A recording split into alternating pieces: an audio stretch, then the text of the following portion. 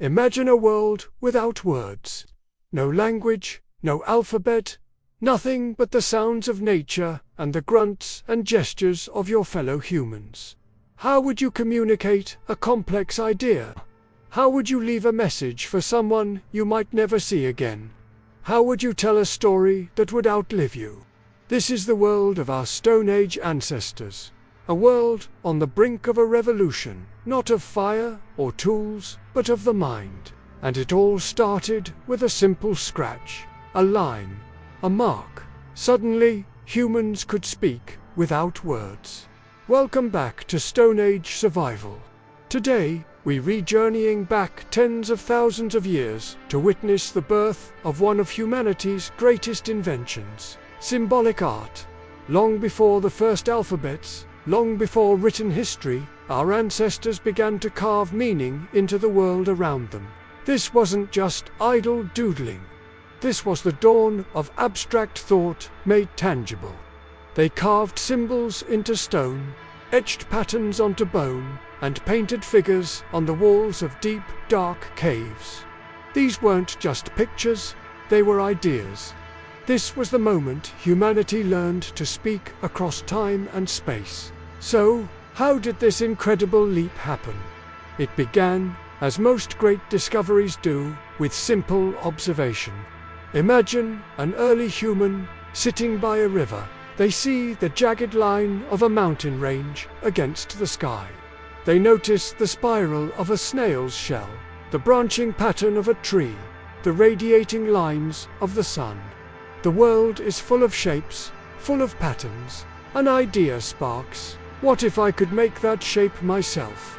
What if I could capture a piece of the world? This leads to the next crucial step, experimentation. Our ancestor picks up a sharp flint and scratches a rock. The line is clumsy at first. They try again, this time on a piece of wood, then on a fragment of bone from last night's meal. They etch wavy lines to represent water, a circle for the sun, a stick figure for a person. It's a playful process, a discovery of cause and effect. I can make a mark. I can change the surface of this object forever. With every scratch and every line, a new language is slowly, painstakingly being born. These weren't just random marks. They were the first attempts to translate the three-dimensional world into two-dimensional concepts. On tools, we see patterns emerge, not just for grip, but for identity. This spear with the 3 lines is mine. It's the birth of ownership, of personalization. But this process wasn't a straight line to success. There were countless failures. Imagine carving a symbol intended to warn of a dangerous predator, but the mark is unclear. Someone mistakes it for a map to good hunting grounds and walks straight into danger. Or you try to record the phases of the moon to track the seasons. But your symbols are inconsistent, and your calculations are off, leading to a missed migration. This is the critical stage of realization. Our ancestors learned that for a symbol to work, it had to be understood by others. It needed clarity. It needed consistency. A symbol that is meaningless or easily misinterpreted is worse than no symbol at all. So, the process of refinement began. The most effective, most recognizable marks were repeated, shared, and taught.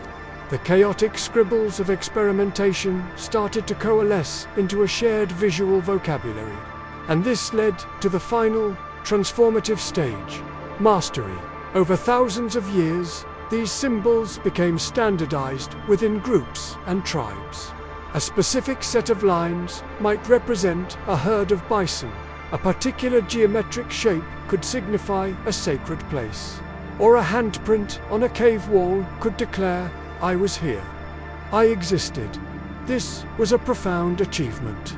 It allowed for the passing of complex information, hunting strategies, celestial events, family lineage, without the need for face-to-face interaction. It laid the very groundwork for all forms of writing that would follow millennia later. From these humble etchings on rock and bone, the path to cuneiform, hieroglyphs, and eventually the letters you're reading on your screen was paved. Communication was no longer limited by memory or proximity. It had become permanent. Think about the power of that. With a simple symbol, you could claim ownership of a tool. You could leave a warning for others. You could tell the story of a great hunt. You could connect with the spiritual world through rituals and ceremonies, marking sacred objects with divine meaning.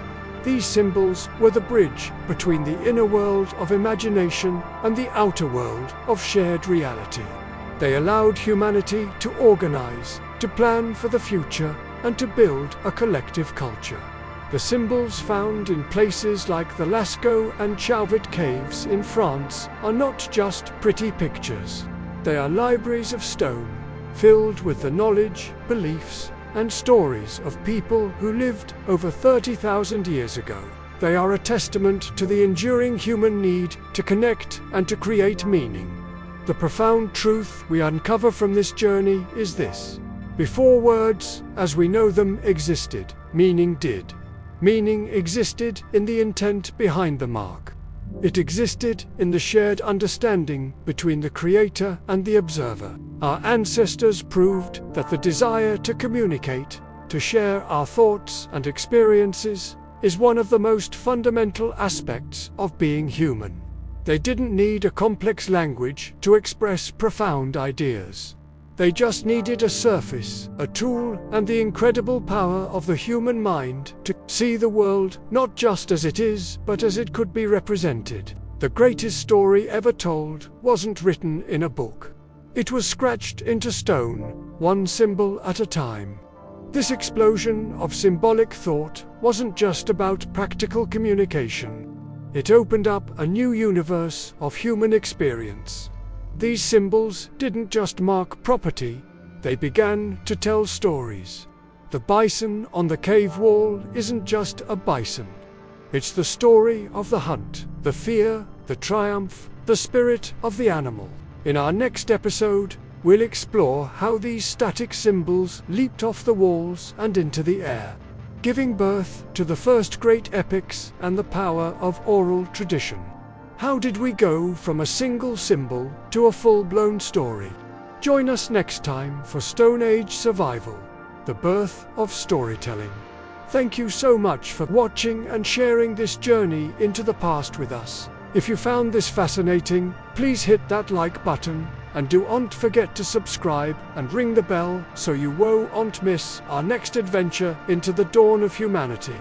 We love hearing your thoughts, so please leave a comment below. Until next time, stay curious.